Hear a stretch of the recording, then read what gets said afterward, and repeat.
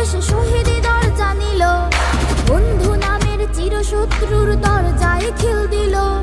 শেয়াল কুকুর ডাইনোসরকে চেনালো এ বীর হাদি, শত্রু কখনো বন্ধু হয় না, বন্ধু